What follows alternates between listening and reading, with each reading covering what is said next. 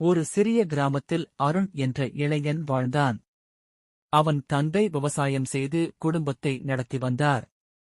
அருண் எப்போதும் உண்மையால் வாழ வேண்டும், பொய்யால் கிடைக்கும் வெற்றி நீடிக்காது என்று நம்பிக்கை கொண்டவன். அருண் மற்றும் ரமேஷ் இருவரும் நண்பர்கள். ஆனால் ரமேஷ் எப்போதும் சுருங்கச் சிந்திப்பவன். எளிதில் பணம் சம்பாதிக்க என்ன வழி இருக்கிறது என்பதிலேயே அவன் எண்ணம் இருந்தது. ஒருநாள் ஊரில் பெரிய வியாபாரியான குமார் தனது வீட்டில் வேலைக்கு ஆட்கள் தேடுகிறார் என்று அறிவித்தார். அவர் சொன்னார், என்னிடம் வேலை செய்யும் ஒவ்வொருவருக்கும் மாத சம்பளம் தருவேன், ஆனால் ஒரு நிபந்தனை, நேர்மை இருக்க வேண்டும் என்றார். அடுத்த நாளருணும் ரமேஷும் அந்த வேலைக்கு போனார்கள்.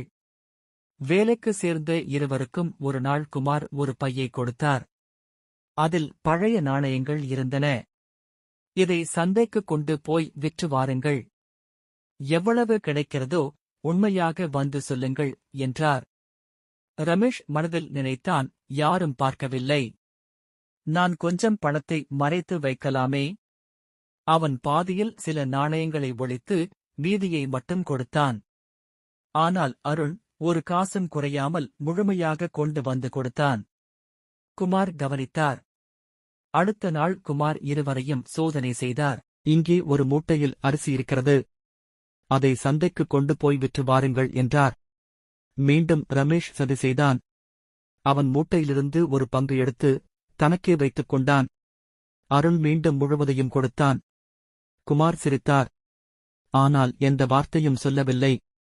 சில நாட்களுக்குப் பிறகு குமார் தனது ஊரில் பெரிய பிரச்சனையை சந்தித்தார். அவரது நிலத்தில் இருந்து யாரோ விலைமதிப்புள்ள பொருட்களை திருடி சென்றனர். ஊரில் அனைவரும் சந்தேகத்துடன் பார்த்தார்கள். குமார் நீதிமன்றத்தில் வழக்கு போட்டார். அப்போது யாரோ ஒருவர், இந்த காரியத்தில் புதிதாக வேலைக்கு சேர்ந்தவர்கள் சம்பந்தப்பட்டிருக்கலாம் என்றார். உடனே அருணும் ரமேஷும் நீதிபதியின் முன்னால் அழைக்கப்பட்டனர்.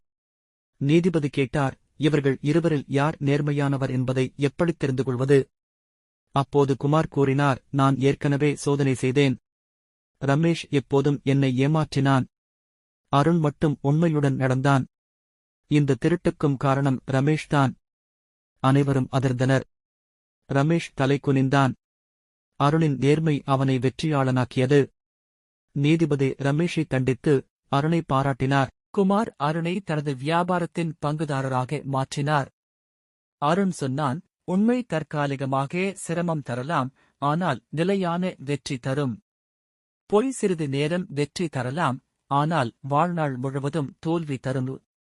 கற்றுக்கொள்ளும் நீதிமுறை, உண்மை எப்போதும் வெல்லும். பொய் தற்காலிக வெற்றி தரும். நேர்மை கொண்டவர்களையே சமூகம் மதிக்கும்.